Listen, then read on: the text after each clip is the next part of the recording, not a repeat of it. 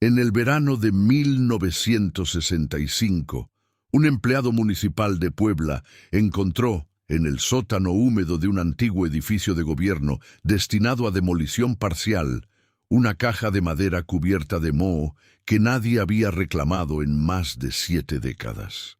Dentro había certificaciones con tachaduras, mapas de manzanas urbanas dibujados a mano, listas de impuestos amarillentas y cartas internas con anotaciones al margen, escritas por al menos 3 manos distintas.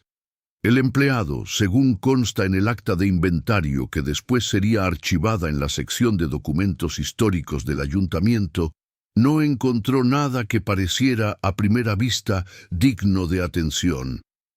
Eran papeles administrativos, del tipo que cualquier oficina produce y olvida. El propio empleado, entrevistado años después por el equipo de investigación, recordaba haber estado a punto de ordenar que la caja se quemara junto con otros papeles considerados sin valor histórico, una práctica común en esos años de reformas y demoliciones urbanas, cuando un archivista de paso por el edificio, alertado por la fecha impresa en uno de los expedientes superiores, pidió revisar el contenido antes de que se tomara cualquier decisión. Fue ese archivista, cuyo nombre consta en el acta de inventario simplemente como encargado de catalogación, quien notó por primera vez la repetición de la frase que terminaría por dar sentido a toda la investigación posterior. El edificio donde se encontró la caja había albergado, hasta principios del siglo XX, distintas dependencias municipales. Entre ellas, la misma oficina de registros, donde Manuel Herrera Salgado trabajó durante los años que interesan a esta historia. Con el paso de las décadas, y a medida que la administración pública de Puebla se trasladaba a construcciones más modernas, buena parte de ese edificio quedó relegada a bodega, y sus sótanos, propensos a la humedad por la cercanía de antiguos cauces de agua que corrían bajo esa zona de la ciudad, se convirtieron en depósito de documentos que nadie consideraba ya necesario conservar en oficinas activas. Un año después del hallazgo, en 1966, cuando ya se había conformado el pequeño equipo de investigadores interesados en el caso, uno de ellos, el profesor universitario dedicado a la historia agraria del Estado, decidió visitar personalmente el edificio antes de que su demolición parcial avanzara más. Según su propio relato, incluido después en el informe final, encontró todavía en pie buena parte de la estructura original de la oficina donde Manuel había trabajado.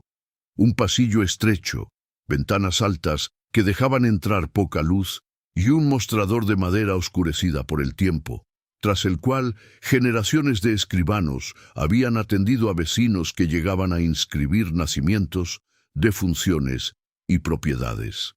El profesor describe, en un pasaje que los propios investigadores considerarían después casi literario, la sensación de recorrer ese pasillo sabiendo que allí se habían decidido, con la misma tranquilidad con que se despacha cualquier trámite, destinos enteros de familias que jamás pisarían de nuevo ese edificio para reclamar lo que les pertenecía.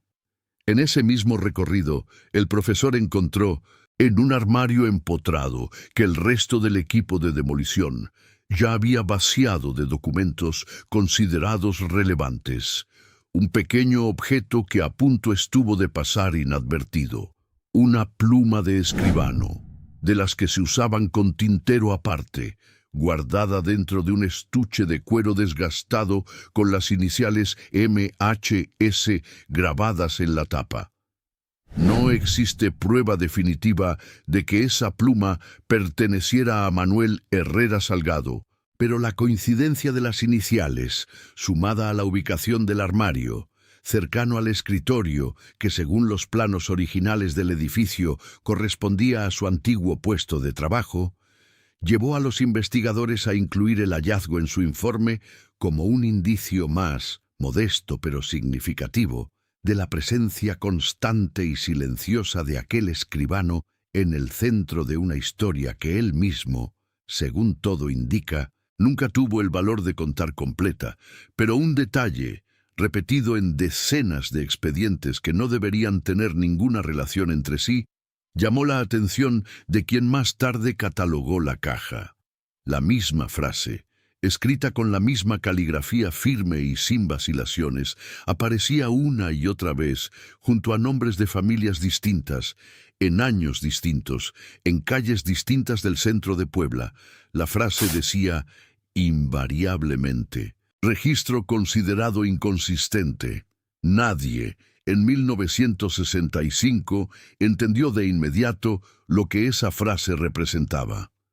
Solo con el paso de los meses, cuando un historiador local empezó a cruzar los nombres de la caja con registros parroquiales, actas notariales y padrones de propiedad conservados en otros archivos, comenzó a dibujarse el contorno de algo que la ciudad prefería no recordar. 3 nombres se repetían con una frecuencia que no podía atribuirse al azar burocrático: Manuel Herrera Salgado, escribano municipal; Isabel Romero Quintana, viuda de un comerciante de telas; y Enrique Luna Calderón, profesor de una pequeña escuela para adultos. Ninguno de los 3 había cometido, según los registros oficiales de su tiempo, delito alguno.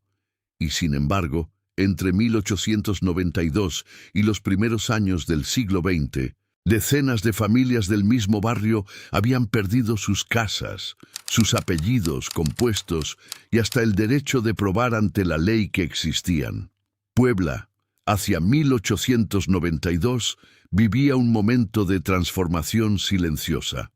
El gobierno del Estado, siguiendo directrices de modernización administrativa que se replicaban en varias entidades del país durante el régimen porfirista, ordenó una reorganización de los registros civiles y de propiedad.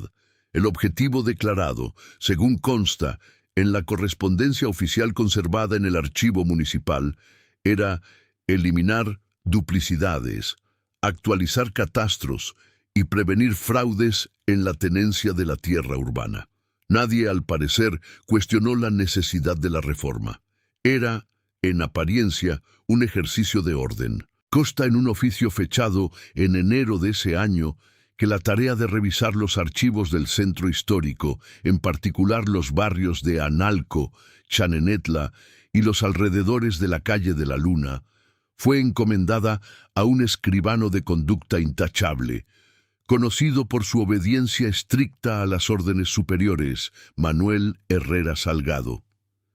Manuel tenía entonces poco más de 40 años. Había entrado al servicio municipal joven tras estudiar primeras letras con un tío sacerdote en Cholula, y había ascendido despacio, sin ruido, hasta ocupar un puesto de confianza en la oficina de registros. Los vecinos que lo conocieron, según testimonios recogidos décadas después por el historiador que revisó la caja, lo describían como un hombre de rutinas fijas. Misa de 6, oficina a las 8, chocolate a las 5 de la tarde, en una fonda cercana a la calle de Mercaderes, y silencio. Un silencio que con el tiempo dejaría de parecer discreción y empezaría a parecer otra cosa. Isabel Romero Quintana, por su parte, había quedado viuda 2 años antes, cuando su esposo, comerciante de telas con negocios que se extendían hasta Atlixco y Tehuacán, murió de una fiebre repentina, dejando deudas heredadas de un socio poco escrupuloso. Isabel, según cartas privadas conservadas por sus descendientes y citadas parcialmente en el expediente histórico, luchaba por mantener intacto el nombre de la familia Romero Quintana, un apellido que en Puebla todavía abría puertas, aunque cada vez con menos solidez detrás. Ella poseía, o decía poseer, varias propiedades dispersas por la ciudad, algunas heredadas, otras adquiridas en circunstancias que nunca quedaron del todo claras en los papeles que sobrevivieron. El profesor Enrique Luna Calderón Dirigía una pequeña escuela nocturna para adultos, instalada en un local alquilado cerca del Templo de San Francisco, donde enseñaba lectura, escritura, contabilidad elemental y, sobre todo, la firma formal. Esa destreza que en la Puebla de entonces separaba a quien podía defender sus derechos ante un notario de quien dependía por completo de la palabra ajena. Sus alumnos eran, en su mayoría, trabajadores que nunca habían tenido acceso a una escuela. Todos mayores de edad, hombres y mujeres que llegaban después de largas jornadas para aprender a leer un contrato o a firmar con su propio nombre en lugar de una cruz. Enrique, según lo recuerdan actas escolares parciales conservadas en un archivo eclesiástico, era respetado en el barrio, aunque no poderoso. Su autoridad era la de quien enseña, no la de quien manda. Durante meses, la vida de los tres siguió su curso sin que nada anunciara la tormenta.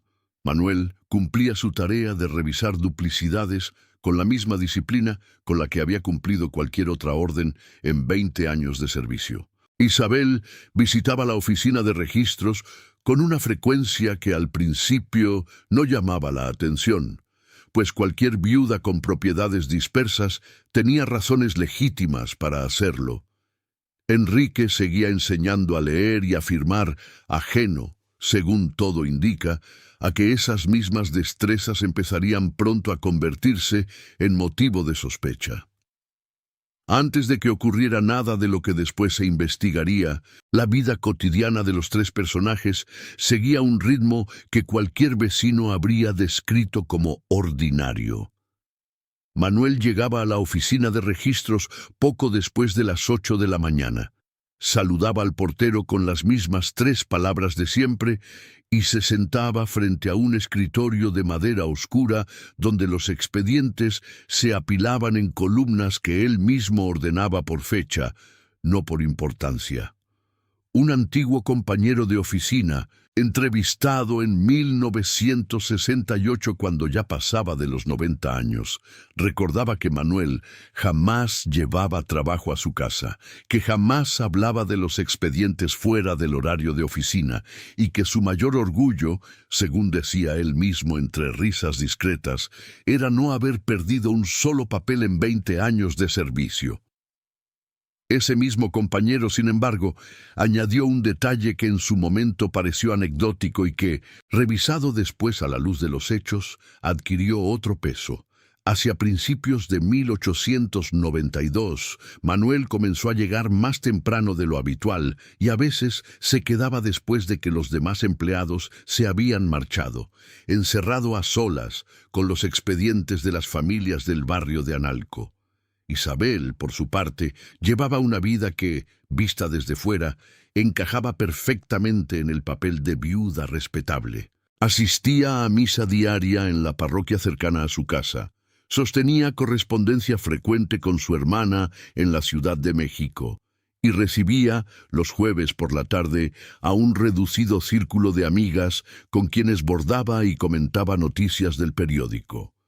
Nada en su rutina exterior sugería la urgencia con la que, según revelan sus propias cartas, buscaba proteger un patrimonio cada vez más amenazado por las deudas heredadas de su esposo. Un socio de este, mencionado apenas de pasada en una de esas cartas, había dejado tras de sí compromisos financieros que Isabel apenas comenzaba a comprender en toda su magnitud, y que la obligaban, según sus propias palabras, a moverse con más frecuencia de la que hubiera deseado entre notarías, oficinas de registro y despachos de abogados dispuestos a escucharla solo si el asunto prometía alguna comisión. Enrique, mientras tanto, continuaba con la rutina que había sostenido durante casi una década. Clases nocturnas de lunes a viernes, de 7 a 9, en un salón iluminado por lámparas de aceite, donde hombres y mujeres que habían trabajado todo el día se sentaban en bancas prestadas por la parroquia vecina para aprender a trazar las primeras letras de su propio nombre. Un cuaderno de asistencia conservado parcialmente por su sobrina, con manchas de humedad, que vuelven ilegibles varias páginas, registra los nombres de más de 40 alumnos que pasaron por esa escuela solo durante el año de 1891. La mayoría trabajadores del textil, algunos empleados domésticos, unos pocos artesanos con pequeños talleres propios. Todos, sin excepción, mayores de edad, y todos, según anota Enrique al margen de varios nombres, deseosos sobre todo de aprender a firmar, esa destreza mínima que en la Puebla de entonces marcaba la diferencia entre poder defender lo propio ante un notario o depender por completo de la buena fe ajena. El primer indicio de que algo no encajaba llegó, según reconstruye el expediente, hacia mediados de 1892, cuando dos antiguos alumnos de Enrique, un matrimonio de artesanos que había aprendido a firmar apenas el año anterior, se presentaron en la escuela una noche con un papel arrugado. Habían intentado registrar formalmente la herencia de un pequeño terreno recibido de un pariente fallecido, y la oficina municipal les había negado el trámite, alegando que el registro anterior de la propiedad, a nombre del pariente, había sido calificado como inconsistente y anulado. No había explicación mayor, solo esa frase, repetida con la misma frialdad con la que se anuncia un cambio de horario. Enrique, según los pocos apuntes personales suyos que sobrevivieron, guardados por una sobrina hasta bien entrado el siglo XX, no le dio al principio mayor importancia. Los errores administrativos, pensó, eran parte de cualquier reforma. Pidió a la pareja que volviera a intentarlo, que llevara los papeles originales, que insistiera. Pero la insistencia no sirvió de nada. El trámite quedó cerrado, y el terreno pasó, meses después, a integrarse en un lote mayor cuya titularidad terminó, según muestran los mapas catastrales conservados, en manos de un comerciante cercano a la familia Romero Quintana. Fue apenas el primero de una larga serie de casos similares.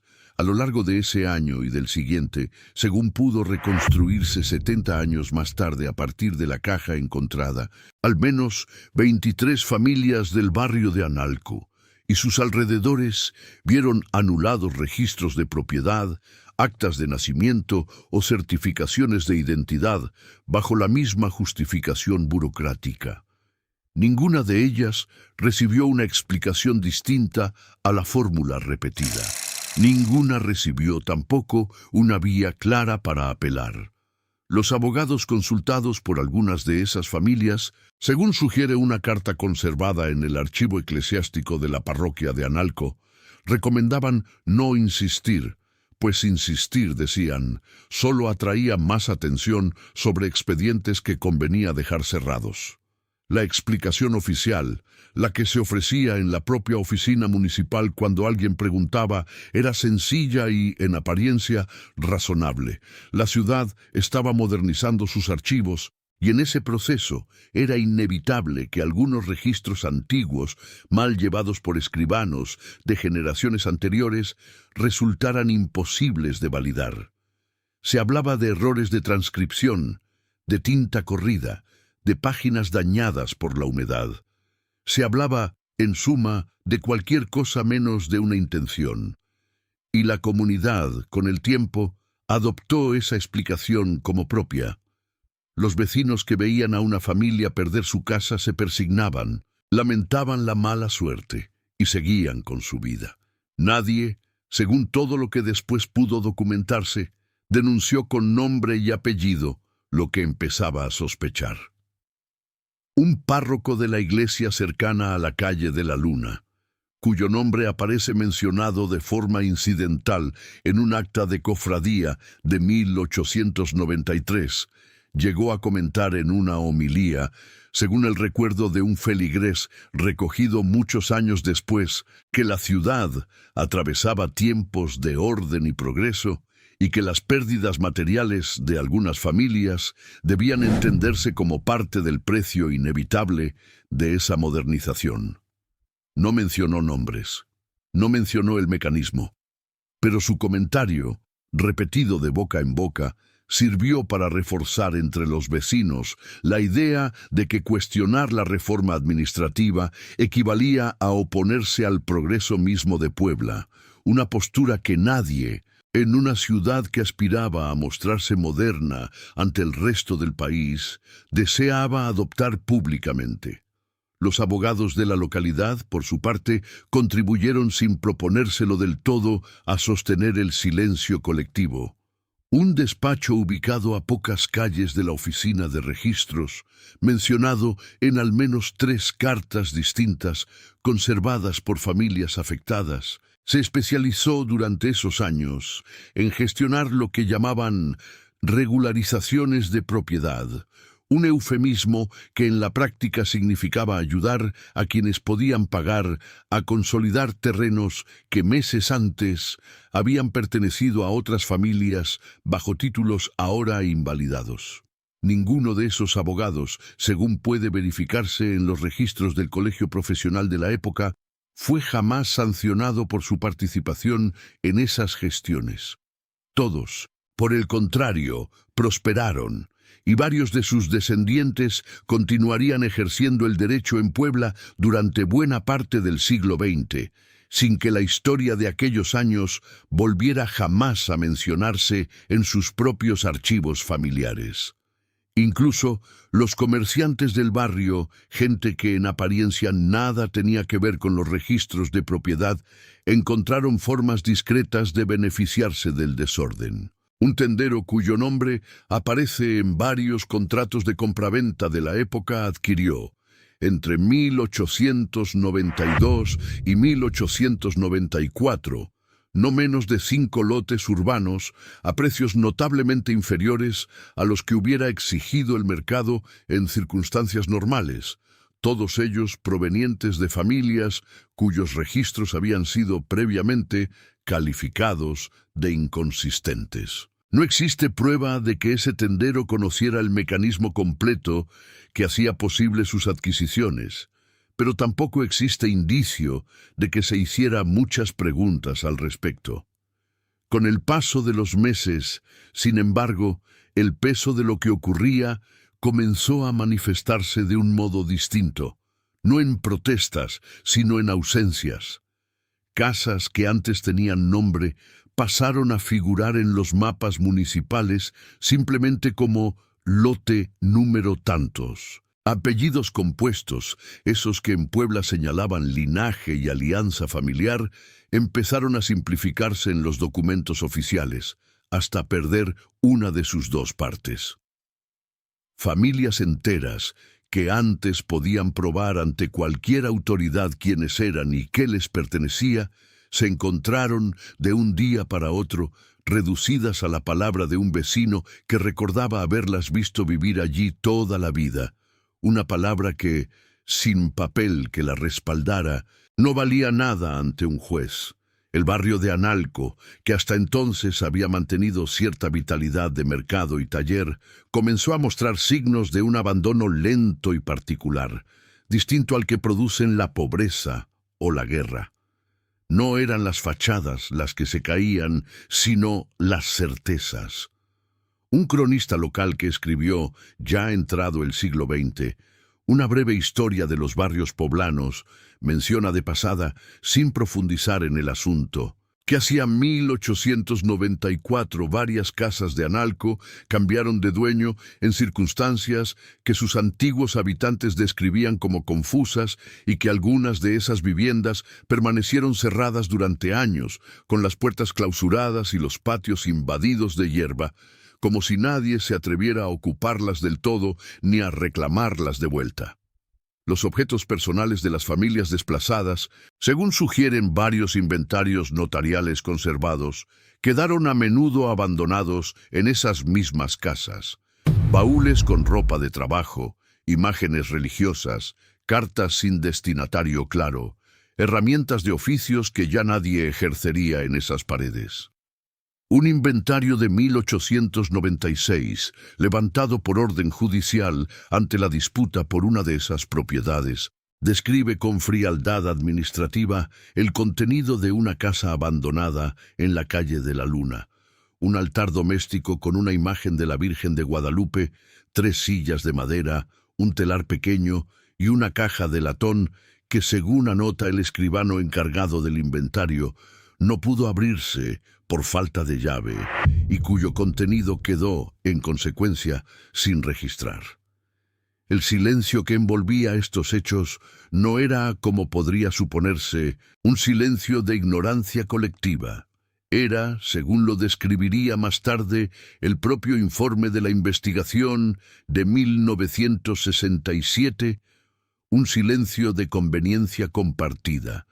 Abogados, funcionarios, sacerdotes, comerciantes y hasta parientes de las propias familias afectadas sabían, cada uno en la medida de su cercanía con los hechos, que algo no estaba bien en la forma en que se tramitaban esos registros. Pero todos, de una manera u otra, obtenían algún beneficio de fingir que se trataba solo de fallas administrativas. Los abogados cobraban por regularizar lo irregular, los comerciantes adquirían terrenos a precios convenientes, los funcionarios conservaban sus puestos, y los parientes lejanos de las familias despojadas evitaban el riesgo de ser vistos, ellos también, como personas conflictivas, ante una autoridad que parecía dispuesta a borrar sin aviso a quien insistiera demasiado. Hacia 1895, el peso emocional de esta erosión silenciosa comenzó a manifestarse en la propia salud de algunos de los afectados. Un médico de la localidad, cuyo diario personal fue parcialmente conservado por su familia y consultado por los investigadores de 1967, anota en varias entradas de ese año haber atendido a pacientes del barrio de Analco que presentaban lo que él mismo describe, con el vocabulario de su época, como debilidad nerviosa y pérdida de apetito, síntomas que el médico asociaba, sin mayor rigor clínico, a las preocupaciones económicas que aquejaban a sus familias. En ninguna de esas entradas el médico menciona la reforma de registros ni la frase repetida en los documentos oficiales. Pero la coincidencia entre sus visitas y las fechas de las certificaciones anuladas, verificada décadas después por los investigadores, resulta difícil de atribuir al azar. Fue en ese ambiente de erosión lenta donde Enrique comenzó a notar algo más inquietante todavía. No solo los documentos de sus antiguos alumnos estaban siendo invalidados, sino que los propios alumnos empezaban a ser descritos en informes internos que él nunca debió ver, pero que un empleado compasivo le mostró en secreto, como personas confundidas, mal orientadas, incapaces de comprender lo que firmaban.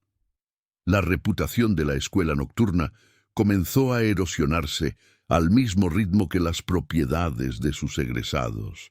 Se decía en corrillos que llegaban hasta la fonda donde Manuel tomaba su chocolate de las 5, que el profesor Luna Calderón enseñaba a firmar a gente que después no entendía lo que había firmado, y que eso, más que ayudar, generaba desorden administrativo. Enrique intentó, durante un tiempo, ignorar los rumores. Pero un día de finales de 1892, un antiguo alumno le trajo, sin saber bien qué hacer con ellos, 2 papeles que había recibido de un pariente que trabajaba limpiando los archivos de la oficina municipal. Eran 2 versiones de la misma certificación de propiedad, correspondientes a un pequeño terreno cercano a la calle de la Luna. La primera, fechada meses antes, reconocía a una familia de apellido Bautista como legítima propietaria del terreno, heredado de generación en generación desde antes de la independencia. La segunda, fechada apenas unos días después de la primera y archivada con un sello distinto, transformaba a esa misma familia en simples ocupantes sin derecho formal, alegando que el registro original había sido, otra vez, considerado inconsistente. No había amenaza explícita en ninguno de los 2 documentos. No había acusación, ni proceso judicial, ni siquiera una firma que pudiera señalarse con claridad como responsable última. Había solo sellos, fechas alteradas por días y palabras sustituidas con la limpieza de quien sabe exactamente qué está haciendo. Fue en ese momento, según los propios apuntes de Enrique conservados por su sobrina, cuando el profesor entendió que no estaba ante errores de archivo, sino ante un mecanismo frío, sin gritos, sin violencia visible, que destruía vidas enteras con la misma tranquilidad con la que se corrige una suma. De la familia Bautista, cuyo nombre aparece repetido en varios documentos de esta historia, se conserva un relato indirecto especialmente revelador, transmitido primero de manera oral y consignado después, ya en el siglo XX, en una breve memoria familiar escrita por un nieto. Según ese relato, la familia se enteró de la pérdida de su terreno no por una notificación formal, sino por un comentario casual de un vecino que había visto a un agrimensor midiendo el lote una mañana de 1892, sin que nadie de la familia hubiera sido avisado con antelación. Cuando el jefe de familia acudió a la oficina municipal a pedir explicaciones, se le informó, según recuerda ese mismo relato, que el registro original de la propiedad presentaba inconsistencias que hacían necesaria su revisión, y que mientras esa revisión se completaba, el terreno quedaría bajo resguardo administrativo. La revisión, por supuesto, nunca terminó a favor de la familia. Lo que ese relato familiar añade, y que ningún documento oficial registra, es el modo en que la pérdida del terreno afectó la vida cotidiana de quienes la sufrieron. La memoria del nieto describe a su bisabuela evitando, durante el resto de su vida, pasar por la calle donde había estado su casa, dando siempre un rodeo de varias cuadras, aunque eso le costara tiempo y esfuerzo en sus quehaceres diarios. Describe también reuniones familiares en las que el tema del terreno perdido se mencionaba solo en voz baja, como si nombrarlo demasiado alto pudiera atraer nuevas desgracias. Una superstición doméstica que, según sugiere el propio autor de la memoria, tenía menos de creencia religiosa que de cansancio ante un sistema que parecía castigar a quien insistía en reclamar lo suyo.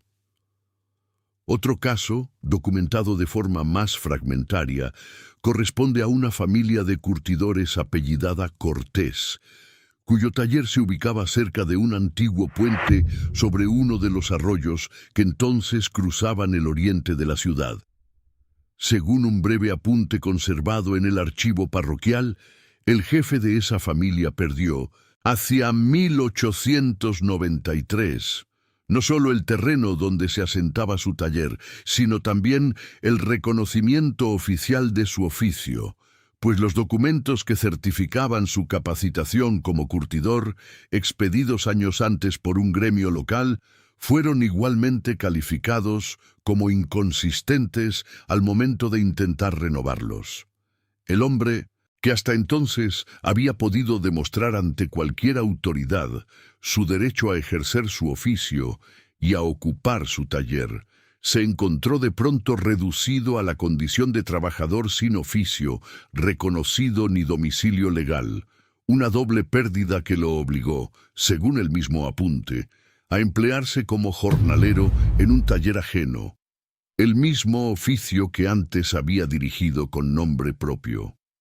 Estos casos, y varios más reconstruidos parcialmente por los investigadores de 1967, comparten un mismo patrón silencioso. La pérdida nunca llegaba acompañada de una explicación completa y las familias afectadas, careciendo de los recursos legales o del capital social necesario para insistir ante una burocracia que se mostraba impenetrable, terminaban por asumir la pérdida como una desgracia más, entre tantas otras, que la vida cotidiana de la época ya les imponía. El terror de esta historia, insiste el informe final de la investigación, no radica en un solo acto violento, sino en la acumulación de estas pequeñas derrotas administrativas repetidas una y otra vez, hasta configurar un despojo colectivo que nadie, en su momento, se atrevió a nombrar como tal. El terror de esta historia, como quedaría después documentado por quienes estudiaron la caja encontrada en 1965, no nace de un crimen evidente. Nadie invadió casas de noche. Nadie amenazó a nadie con violencia física que quedara registrada en un parte policial. Las vidas se destruían con despachos breves, firmas limpias y decisiones que parecían demasiado técnicas para ser cuestionadas por alguien sin estudios legales. El horror, si se le puede llamar así, estaba en la frialdad del procedimiento, en que la burocracia, presentada como neutral e infalible, servía en realidad para borrar a quienes no tenían forma de defenderse. Enrique decidió, contra el consejo de algunos amigos prudentes, buscar a Manuel Herrera Salgado. No lo hizo como acusador, sino como quien busca una explicación entre colegas de una misma ciudad. Los dos hombres se conocían de vista, de haber coincidido alguna vez en misas de difuntos o en actos municipales, aunque nunca habían cruzado más que saludos formales. Según un relato transmitido oralmente por descendientes de ambas familias y recogido casi un siglo después por el historiador que reconstruyó el caso, el primer encuentro entre Enrique y Manuel fue breve y tenso. Manuel, dicen esos relatos, no negó conocer la existencia de la frase repetida. Tampoco explicó su origen. Se limitó a decir que él solo cumplía órdenes de un superior y que preguntar demasiado en esa oficina no traía nada bueno. Ese primer encuentro, sin embargo, no fue el único. Según el mismo relato familiar, transmitido por una descendiente de Manuel, que prefirió no revelar su nombre completo a los investigadores, Enrique regresó a buscar al escribano en al menos 2 ocasiones más durante los meses siguientes, siempre con la misma cortesía formal, siempre evitando cualquier palabra que pudiera sonar a amenaza. En el segundo de esos encuentros, ocurrido según las estimaciones del historiador, hacia finales de 1892, Manuel habría mostrado por primera vez un gesto de vacilación. Le preguntó a Enrique, sin mirarlo de frente, si acaso el profesor pensaba que él disfrutaba de lo que hacía. Enrique, según el mismo relato, no respondió con acusaciones, sino con una pregunta igualmente contenida. Si no disfrutaba de ello, ¿por qué continuaba? Manuel, se dice, no contestó nada, y el encuentro terminó allí, sin gritos, sin ruptura visible, con los dos hombres despidiéndose con la misma cortesía formal con que se habían saludado. El tercer y último encuentro documentado entre ambos, ocurrido ya en los primeros meses de 1893, tuvo un carácter distinto. Enrique, según los apuntes conservados por su sobrina, llevó consigo las 2 versiones de la certificación de la familia Bautista, decidido a mostrarle a Manuel la evidencia concreta de lo que hasta entonces solo habían discutido en términos generales. La reacción de Manuel, descrita en esos mismos apuntes con la prudencia de quien no quiere comprometer a nadie por escrito, fue de un silencio prolongado, seguido de una frase que Enrique transcribió, según parece, casi literalmente. Hay cosas que uno firma sin poder negarse, y después ya no hay forma de deshacerlas. No fue una confesión completa, no fue tampoco una negación. Fue, para quien lo interpretara con cuidado, el reconocimiento indirecto de un hombre atrapado en un mecanismo que él mismo ayudaba a operar sin poder o sin atreverse a detenerlo. Fue precisamente después de ese tercer encuentro cuando Manuel comenzó, según sugiere la cronología de las anotaciones en su cuaderno personal, a marcar con mayor frecuencia los pequeños signos de duda junto a los nombres que procesaba. Las cruces a lápiz, que en los primeros meses de 1892 aparecían de manera esporádica, se volvieron, hacia principios de 1893, casi sistemáticas, como si el escribano hubiera decidido, incapaz de detener el mecanismo desde dentro, dejar al menos un rastro silencioso de su propio malestar, con la esperanza remota de que alguien, algún día, sujeto a un cuaderno olvidado en el fondo de una caja, terminara por entenderlo. Lo que Enrique no sabía entonces era que Manuel llevaba, desde hacía meses, un cuaderno personal donde anotaba, con letra apretada y sin firmas que lo comprometieran del todo, los nombres de las personas cuyos registros él mismo había marcado como corregidos, apagados o transferidos. El cuaderno, hallado décadas después dentro de la misma caja que dio origen a esta investigación, nunca explica con claridad por qué se tomaban esas decisiones, pero contiene, junto a cada nombre, pequeñas marcas hechas a lápiz, una cruz diminuta en el margen, que un experto en documentos antiguos interpretó como una señal privada de duda o de remordimiento, un gesto silencioso hacia registros que el propio escribano consideraba moralmente falsos, aunque nunca reunió el valor de denunciarlo abiertamente.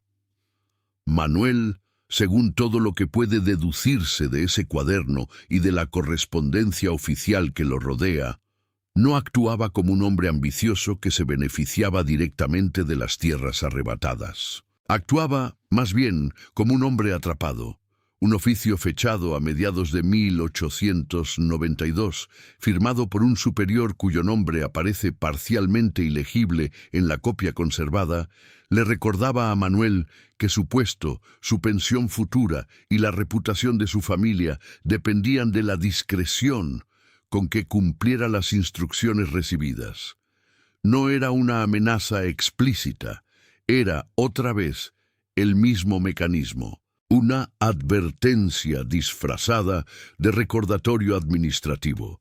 Isabel Romero Quintana ocupa en esta historia un lugar más ambiguo que el de simple villana.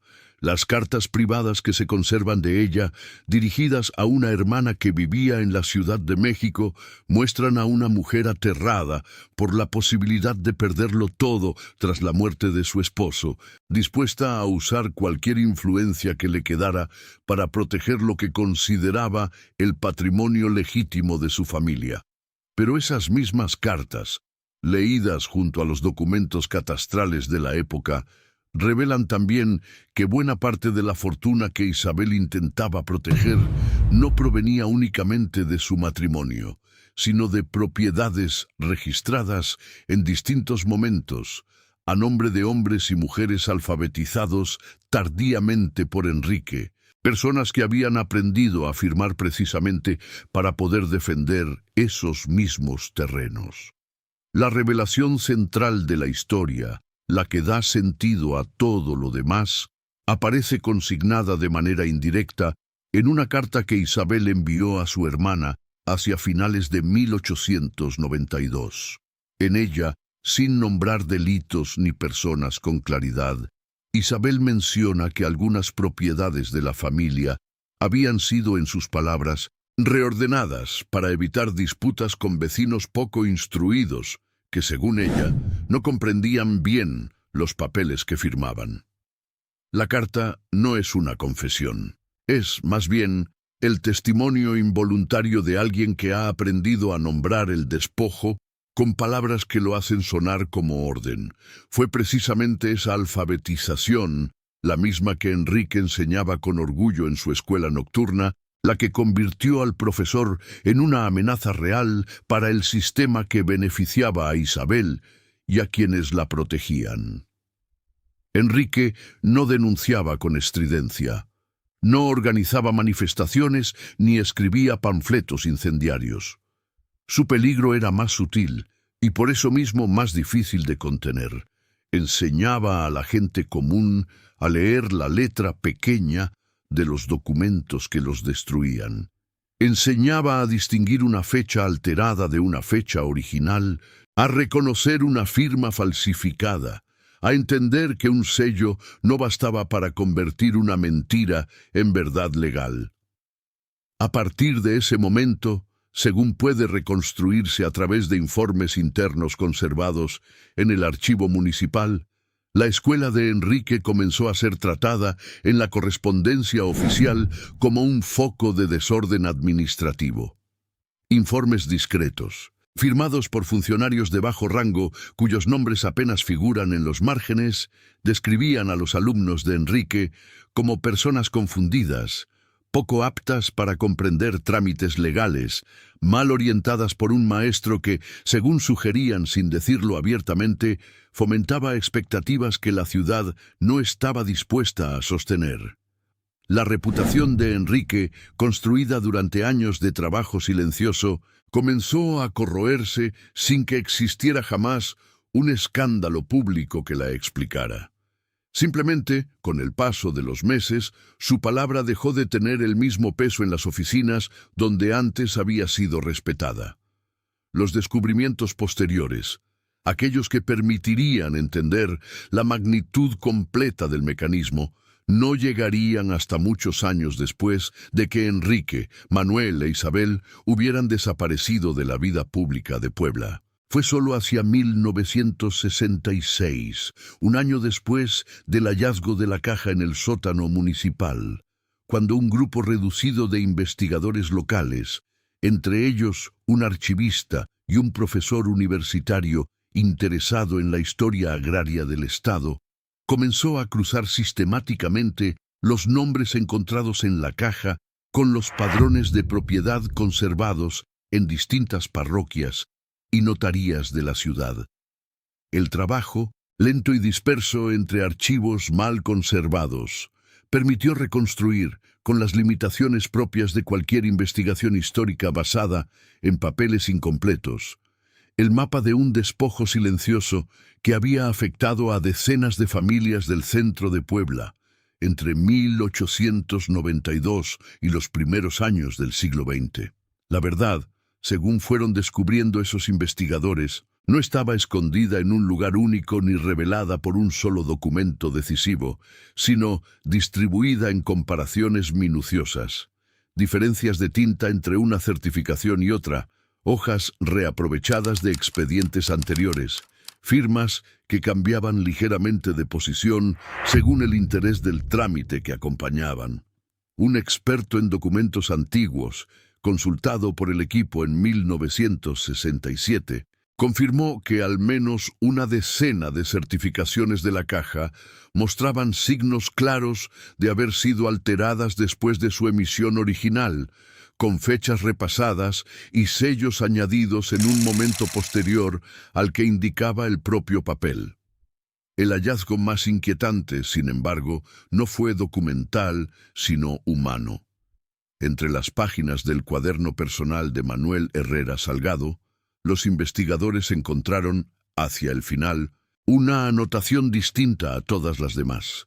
No era un nombre corregido, ni una marca a lápiz. Era una frase breve, escrita con una letra menos firme que la habitual, que decía, según la transcripción, conservada en el informe de 1967. He guardado copia de lo que no debí firmar, por si algún día alguien pregunta. Esa copia, sin embargo, nunca fue encontrada junto al cuaderno. Se cree, según sugieren los propios investigadores, que Manuel la escondió en algún lugar que solo él conocía, quizás dentro del mismo edificio donde trabajaba, o quizás en manos de alguien de su confianza cuyo nombre no dejó registrado en ningún papel conservado. El profesor Enrique, según puede reconstruirse a partir de una breve nota necrológica publicada en un periódico local hacia 1898 y conservada en microfilm en la Biblioteca Pública de Puebla, murió pocos años después de aquellos hechos, en circunstancias que el propio periódico describe con vaguedad deliberada. Una enfermedad prolongada, dice la nota, que lo mantuvo alejado de la vida pública durante sus últimos meses. No hay en ese texto ninguna mención a la escuela nocturna, ni a los conflictos con la oficina de registros, ni al nombre de Isabel Romero Quintana o de Manuel Herrera Salgado. Es como si, para el momento de su muerte, Enrique ya hubiera sido borrado de la historia oficial de la misma manera en que él había visto borrarse a sus alumnos. Isabel, por su parte, según muestran registros parroquiales de donaciones y actas de cofradías religiosas conservadas hasta bien entrado el siglo XX, vivió el resto de sus días construyendo una reputación de benefactora piadosa, financiando reparaciones de capillas y sosteniendo, según consta en varias actas, una imagen pública de generosidad cristiana que contrastaba, para quien conociera la historia completa, con el origen incierto de buena parte de su patrimonio. Murió, según indica su acta de defunción, en 1911, rodeada de un respeto social que ninguno de los documentos oficiales de su tiempo se atrevió a cuestionar. Manuel Herrera Salgado desapareció de los registros municipales poco después de firmar, hacia finales de 1893, una última acta en la que corregía, según su propia expresión, equívocos menores en varios expedientes del archivo. No existe constancia oficial de su muerte en los libros parroquiales revisados por los investigadores de 1967, aunque un breve apunte en el margen de un libro de gastos municipales, fechado apenas unos meses después de esa última acta, menciona el cese de su plaza por motivos de salud, sin mayor detalle. Algunos vecinos, según un testimonio oral recogido de un descendiente de la familia Herrera en 1968, sostenían que Manuel había dejado la ciudad poco después, instalándose en algún pueblo cercano a Huejotzingo, donde habría vivido sus últimos años en un silencio que él mismo parecía haber elegido. El equipo que investigó la caja en 1967 intentó localizar, sin éxito, algún descendiente directo de Manuel que pudiera confirmar esa versión o aportar la copia de documentos que él mismo aseguraba haber guardado. Las búsquedas en registros parroquiales de Huejotzingo y sus alrededores no arrojaron resultados concluyentes. Es posible, según concluye el informe final de la investigación, fechado en 1968, que esos documentos se hayan perdido definitivamente, extraviados entre mudanzas, incendios menores o el simple paso del tiempo sobre papeles que nadie consideró dignos de conservar. Lo que sí pudo confirmarse con mayor certeza fue el alcance del daño causado por el mecanismo puesto en marcha en 1892. Al menos 27 familias, según el conteo final del equipo de investigación, perdieron total o parcialmente propiedades en el centro histórico de Puebla bajo la misma fórmula burocrática. De esas 27 familias, solo 4 lograron, en algún momento posterior, recuperar parte de lo perdido, generalmente gracias a matrimonios con familias más influyentes o a la intervención providencial de algún abogado dispuesto a litigar sin cobrar. Las 23 restantes se dispersaron con el tiempo por distintos rumbos. Algunas hacia Atlixco, otras hacia Tehuacán, otras hacia la Ciudad de México, llevando consigo apellidos incompletos y una desconfianza hacia cualquier trámite oficial que, según sugieren varios testimonios recogidos por los investigadores, se transmitió durante generaciones. Uno de esos testimonios, recogido en 1968 de labios de una mujer entonces octogenaria, descendiente de la familia Bautista, mencionada en aquella doble certificación encontrada por Enrique, resulta especialmente revelador. La mujer, cuyo nombre el equipo de investigación decidió no publicar por respeto a su privacidad, Recordaba haber escuchado de su abuela que la familia había perdido un terreno cerca de la calle de la Luna por culpa de un papel mal escrito, sin que nadie en la familia supiera jamás explicar con exactitud qué había ocurrido. La abuela, según ese testimonio, solía decir que en Puebla, antes de la Revolución, bastaba con que alguien decidiera que uno no existía en los papeles para que poco a poco dejara de existir también en la vida. El barrio de Analco, escenario principal de estos hechos, conserva todavía hoy trazas de aquella época de transformación silenciosa. Las viejas casas de adobe y ladrillo que sobrevivieron a las sucesivas reformas urbanas de Puebla muestran en sus fachadas capas superpuestas de reconstrucciones que hablan de cambios de propietario no siempre documentados con claridad. El propio edificio donde Manuel Herrera Salgado trabajó como escribano fue demolido parcialmente en los años 60 del siglo XX, precisamente durante las obras que llevaron al hallazgo de la caja en su sótano. De la oficina original solo queda, según registros fotográficos municipales, una fachada reconstruida que hoy alberga otro tipo de dependencia administrativa, ajena por completo a la historia que una vez se decidió allí dentro. La escuela nocturna de Enrique, por su parte, dejó de funcionar pocos años después de su muerte, sin que quedara registro claro de quién asumió, si es que alguien lo hizo, la continuidad de su labor educativa. El local donde funcionaba, cercano al Templo de San Francisco, cambió de uso varias veces a lo largo del siglo XX hasta convertirse, hacia 1960, en un pequeño taller de costura que nada sabía, según pudo confirmar el equipo de investigación al entrevistar a sus entonces ocupantes, de la historia que aquel espacio había alojado décadas atrás. Cuando el historiador que encabezó la investigación de 1967 presentó sus conclusiones ante un pequeño círculo académico de la ciudad hacia finales de esa misma década, lo hizo con una honestidad poco habitual en trabajos de ese tipo. Reconoció que la reconstrucción del caso, por completa que pareciera, dejaba más preguntas que respuestas. No se pudo determinar con certeza quién, exactamente, ordenó el uso sistemático de la frase registro, considerado inconsistente como herramienta de despojo.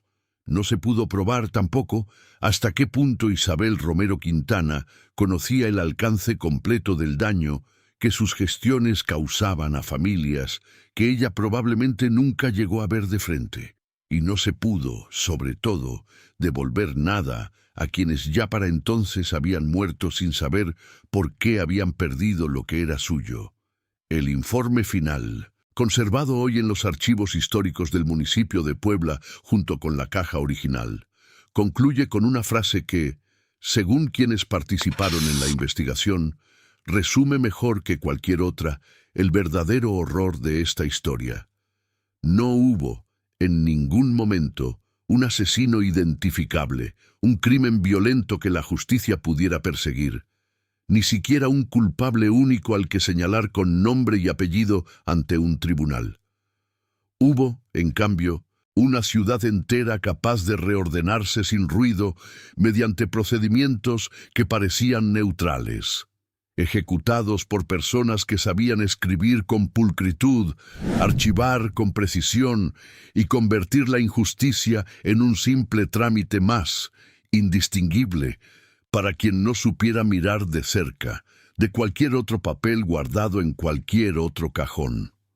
Hoy, cuando alguien camina por las calles del barrio de Analco, entre fachadas restauradas y comercios que poco recuerdan su pasado colonial, es difícil imaginar que detrás de esos muros se libró, hace más de un siglo, una batalla silenciosa por el derecho a existir en el papel. Los descendientes de las familias afectadas, dispersos hoy por distintas ciudades del país, conservan apenas fragmentos de memoria oral Relatos transmitidos de abuela a nieta sobre terrenos perdidos y apellidos incompletos, sin que la mayoría de ellos sepa jamás los nombres exactos de quienes decidieron, en una oficina hoy desaparecida, que sus antepasados dejaran de ser dueños de lo que siempre habían sido. El profesor universitario que encabezó buena parte de la investigación de 1967 continuó, durante los años siguientes, tratando de localizar más documentos que pudieran completar el relato, especialmente la copia que Manuel Herrera Salgado afirmaba haber guardado antes de desaparecer de los registros oficiales. Visitó, según consta en su correspondencia personal, conservada por una institución académica local, varios archivos parroquiales de Huejotzingo y sus alrededores, con la esperanza de encontrar algún rastro documental de los últimos años de Manuel. No encontró nada concluyente. Un acta de defunción sin nombre completo, fechada hacia 1903 en un pequeño pueblo cercano, podría corresponder o no al escribano desaparecido. El propio investigador, con la honestidad que caracterizó todo su trabajo, reconoció en sus notas finales que jamás pudo confirmarlo con certeza. La sobrina de Enrique, cuyos apuntes y cartas resultaron fundamentales para reconstruir buena parte de esta historia, murió en 1941 sin haber compartido con nadie, fuera de su círculo más cercano, el contenido completo de esos papeles. Fue solo gracias a un nieto suyo, contactado por casualidad por uno de los investigadores durante la fase final del trabajo de 1968, que esos documentos pudieron finalmente integrarse al expediente histórico completo.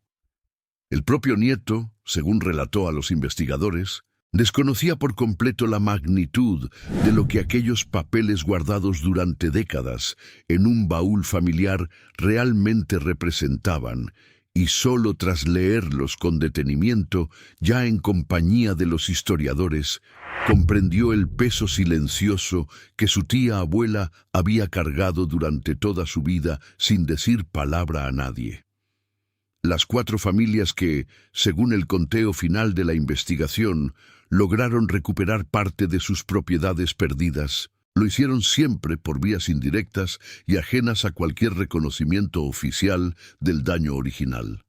Una de ellas, según puede rastrearse en registros notariales posteriores, recuperó su terreno hacia 1906, cuando una hija de la familia contrajo matrimonio con el hijo de uno de los abogados que años antes había participado en las llamadas regularizaciones de propiedad. La recuperación se tramitó, con cierta ironía documental, bajo la misma fórmula burocrática de siempre, solo que esta vez favoreciendo a quien antes había sido perjudicado. Ninguna autoridad, en ningún momento, reconoció formalmente que el registro original hubiera sido injustamente anulado. Simplemente, el nuevo trámite se resolvió a favor de la familia sin explicación distinta a cualquier otro papel firmado con limpieza. El resto de las familias jamás recuperó lo perdido. Sus descendientes, dispersos hacia Atlixco, Tehuacán, la Ciudad de México y algunos incluso hacia el norte del país durante los años de la Revolución, llevaron consigo apellidos incompletos y una desconfianza persistente hacia cualquier institución que exigiera papeles para reconocer un derecho. Varios de los testimonios recogidos por los investigadores en 1968 coinciden en un mismo detalle curioso. La costumbre, transmitida durante generaciones en algunas de esas familias, de conservar copias adicionales de cualquier documento importante, guardadas siempre en más de un lugar, como si el miedo a que un papel único pudiera desaparecer o ser alterado se hubiera vuelto, sin que nadie lo explicara del todo, una herencia tan real como cualquier terreno o cualquier apellido. El informe final de la investigación, conservado hoy en los archivos históricos del municipio de Puebla junto con la caja original, Concluye con una frase que, según quienes participaron en el trabajo, resume mejor que cualquier otra el verdadero horror de esta historia.